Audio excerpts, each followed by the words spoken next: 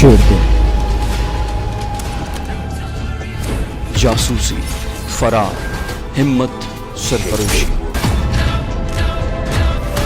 वतन की खातिर जान की बाजी लगाने वाले एक गुमनाम मुजाहिद की सनसनीखेज दास्तान। दुश्मन के दिल में बैठकर अपने वतन का दिफा करने वाला शेर दिल।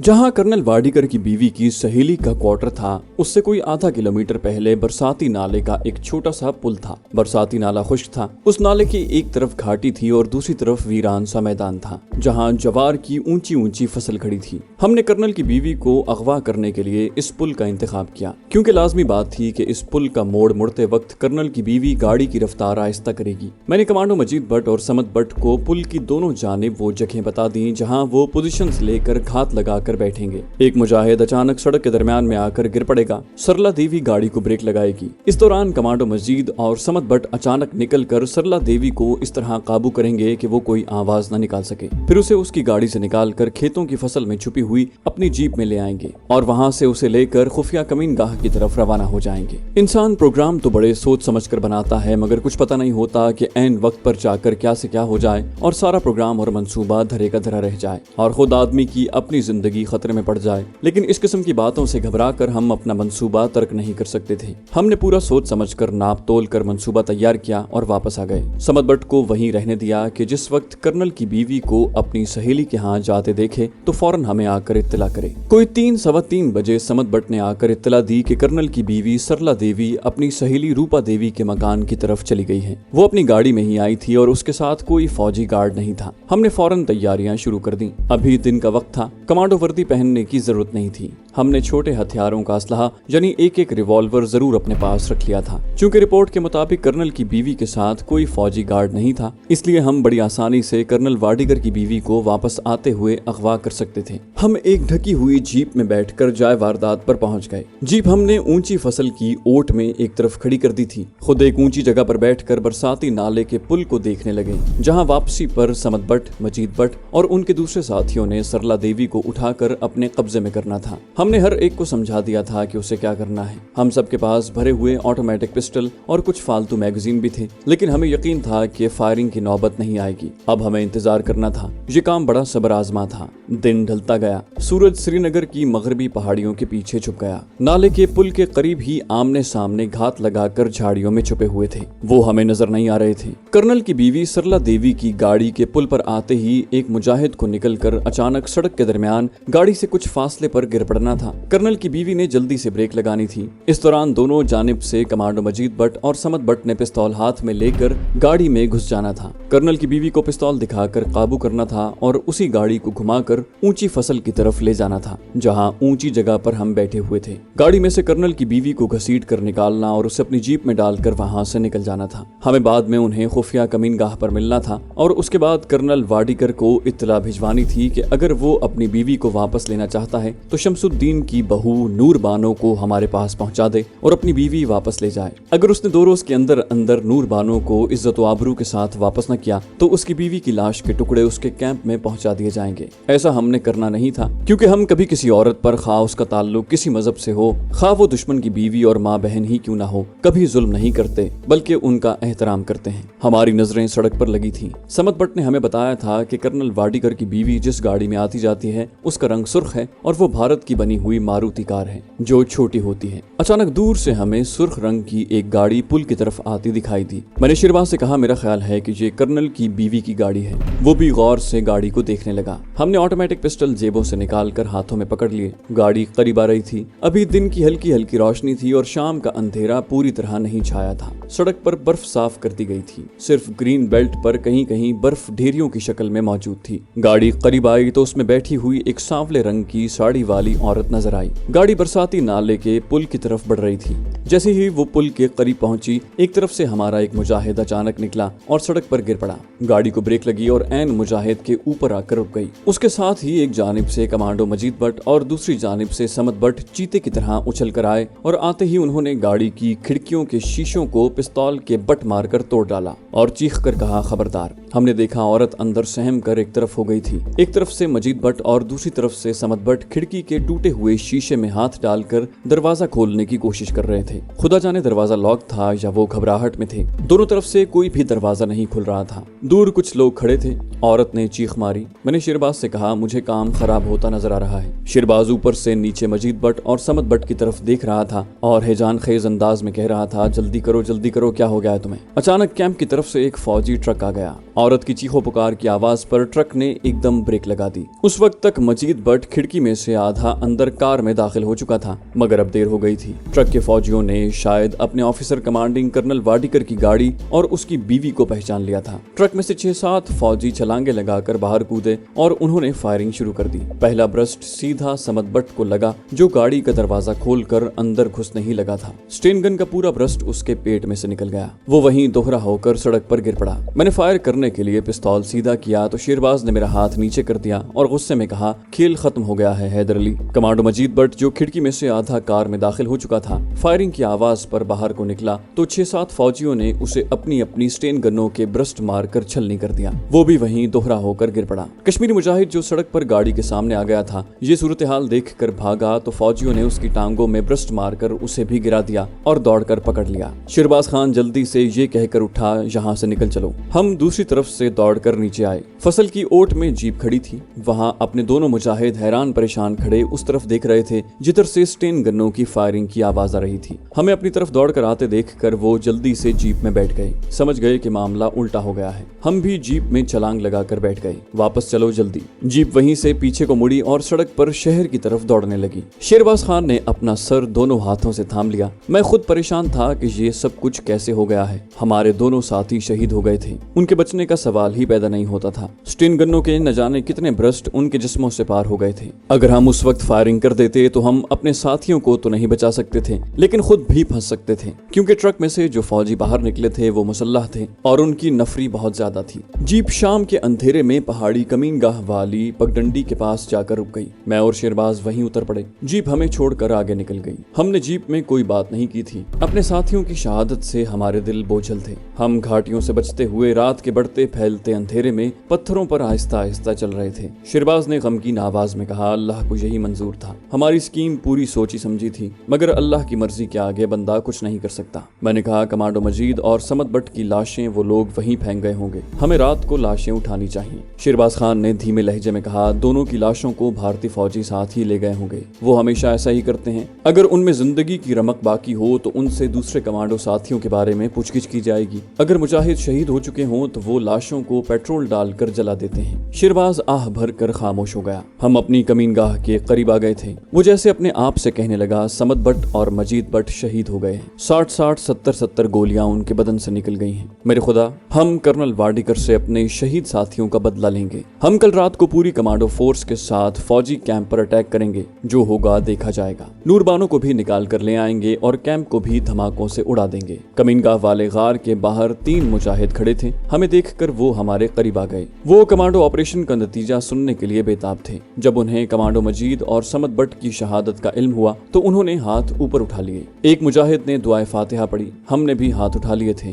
दुआए मगफिरत के बाद शिरबाज खान वहीं एक तरफ बैठ गया। हम भी उसके पास बैठ गए। उसने अपने कश्मीरी मुजाहिदों को सारा हाल सुनाया और कहा, सबसे पहले हमें ये मालूम करना है कि हमारे शहीदों की लाशें उन लोगों ने कहाँ रखी हैं। हम उन्हें यहाँ लाकर खुद दफन करना चाहते हैं। एक मुजाहिद ने कहा, हो सकता है हमारे साथी शदीद जख्मी हालत में हो और अभी जिंदा हो। शिरबाज ने मायूसी के साथ सर हिलाते हुए कहा, मैंने जिस तरह उन पर स्टेन गन्नों की बौछारें पड़ते देखी हैं, उनका जिंदा बचना मुमकिन नहीं। बहरहाल आज किसी भी वक्त हमें पूरी सूरत हाल का इल्म हो जाएगा। शिरबाज ने एक मुजाहिद की ड्यूटी लगाई कि वो पता करे कि हमारे शहीदों की लाशें अगर वो शहीद हो गए हैं तो कैंप में कहाँ रखी हुई हैं, और दूसरे ये मालूम करे कि बाबू शमसुद्दीन की बहू नूर बानो अभी तक क्वार्टर गार्ड में ही है या उसे किसी दूसरी जगह मुंतकिल कर दिया गया है। मुजाहिद अहकामात सुनकर उठा और खामोशी से एक तरफ निकल गया। शिरबाज खान मुझे लेकर गार के अंदर आ गया। रात का अंधेरा जंगल में छा गया था। गार में लालटेन रोशन थी। मैंने शिरबाज से कहा, अगर हम कैंप पर कमांडो अटैक करना चाहते हैं तो हमें कैंप में फौज की नफरी और असलहे के बारे में पूरी रिपोर्ट मिलनी चाहिए। हमें ये भी सुराग लगाना होगा कि कैंप में असलहे का जखीरा किस जगह पर है। कमांडो शिरबाज नमदे के फर्श पर दीवार से टेक लगाकर बैठा किसी गहरी सोच में था। उसने मेरी बात का कोई जवाब न दिया।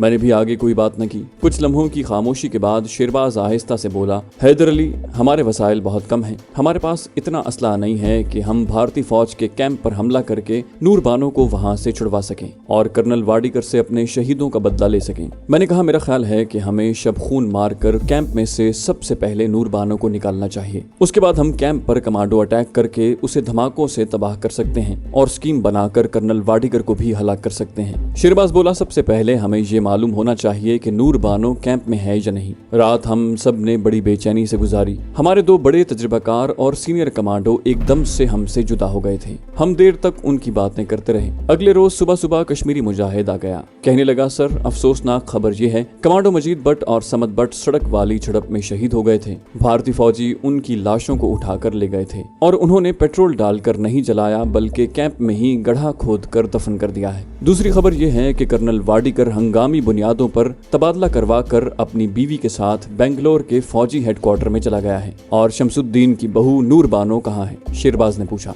कश्मीरी मुजाहिद ने कहा, सर, नूर बानो को वाडीकर के हुक्म से ही श्रीनगर से रातों रात हेलीकॉप्टर में बिठाकर जम्मू रवाना कर दिया गया है, जहां से हमारी मोतबर इतला के मुताबिक उसे भी बेंगलोर के मिलिट्री हेडक्वार्टर की जेल में मुंतकिल कर दिया जाएगा। ये खबर हमारे लिए हैरान कुन थी। कर्नल वाडीकर का अपनी बीवी को साथ लेकर श्रीनगर से भाग जाना तो ठीक था, लेकिन उसने नूर बानो को बेंगलोर हेडक्वार्टर में किस लिए भिजवाया था? क्या वो वहां बैठकर नूर बानो को बतौर यरगमाल रखना चाहता था? ये बात हमारी अक्ल में नहीं आ रही थी। कश्मीरी मुजाहिद ने कहा, सर, नूर बानो का खामद तो श्रीनगर में ही है। ये कर्नल उसकी बीवी को बेंगलोर के फौजी हेडक्वार्टर किस लिए ले गया है? शेरबाज बोला, यही बात मेरी समझ में नहीं आ रही। उसने कश्मीरी मुजाहिद को भिजवा दिया और मुझसे मुखातिब होकर कहने लगा, हैदर अली, हालात ने बिल्कुल ही नया रुख इख्तियार कर लिया है। अगर वाकई नूर बानो को कर्नल वाडीकर बेंगलोर ले गया है तो हमें उसकी बाजियाबी के लिए बेंगलोर जाना होगा, क्योंकि नूर बानो हमारी इज्जत और हुर्मत की अलामत है। ये हमारे लिए एक खुला चैलेंज है। क्या तुम मेरे साथ इस मुहिम पर जाने के लिए तैयार हो? मैंने कहा, क्यों नहीं, मैं अपनी कश्मीरी बहन को काफिरों के चुंगल से निकालने के लिए अपनी जान की बाजी भी लगा दूंगा। वो बोला, तुम भारत में काफी दूर दूर तक फिरते रहे हो, क्या बेंगलोर शहर तुम्हारा देखा हुआ है? मैंने कहा, मैं बेंगलोर अभी तक नहीं जा सका, लेकिन उसके इर्द गिर्द के जंगलों में कुछ देर रहा हूँ। शेरबाज खामोशी से सोचने लगा,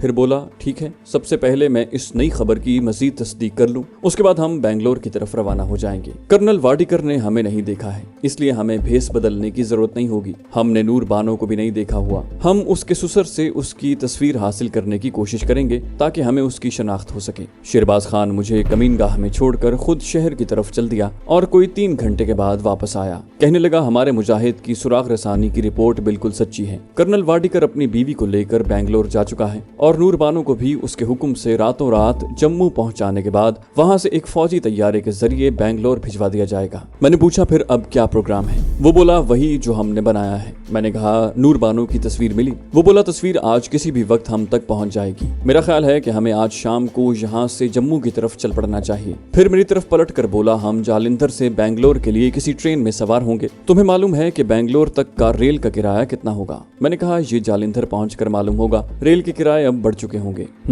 शेरबाज ने सर झुका दिया और गौर फिक्र करने लगा। मैंने कहा, हमें बेंगलोर में किसी अच्छे से होटल में कयाम करना होगा, उसके लिए पैसे कहाँ से आएंगे? वो बोला, उसकी तुम फिक्र न करो, दिल्ली में हमारे आदमी मौजूद हैं, वो हमारी हर जरूरत पूरी कर देंगे। हमने तैयारियां शुरू कर दी। तीसरे पहर नूर बानो की पासपोर्ट साइज की एक तस्वीर भी मिल गई। ये शादी की तस्वीर थी और उसमें नूर बानो दुल्हन बनी हुई थी। हम दोनों ने तस्वीर को गौर से देखा और नूर बानो की शक्ल अपने जहन में बिठा ली। शेरबाज कहने लगा, हम ये तस्वीर अपने साथ ही रखेंगे। हम बाज जरूरी तैयारियों में लग गए। कोई खास तैयारियां नहीं थी, बस अपना लिबास इस तरह का रखना था कि मशरकी पंजाब और दिल्ली के आगे उसे तब्दील किया जा सके, क्योंकि सर्दी का मौसम दिल्ली से जरा आगे तक ही था। वस्ती हिंद में उस जमाने में भी मौसम खुशगवार होता है और सर्दी सिर्फ रात को होती है। बेंगलोर के इलाके में तो रात को भी सर्दी नहीं पड़ती। हमारा लिबास आम शहरियों वाला था। पतलून, जॉगर, शूज और गर्म जैकेट मैंने पहनी हुई थी। शेरबाज खान ने मोटी गर्म जर्सी पहन ली थी। सरों पर हमने गुलूबंद लपेट लिए थे। कुछ रुपए मेरे पास थे, कुछ रकम शेरबाज ने अपने पास रख ली थी। हम कोई असलहा और चाकू वगैरह अपने साथ नहीं ले जा रहे थे। ये चीजें हमें दिल्ली में अपने मुजाहिदों से भी मिल सकती थी।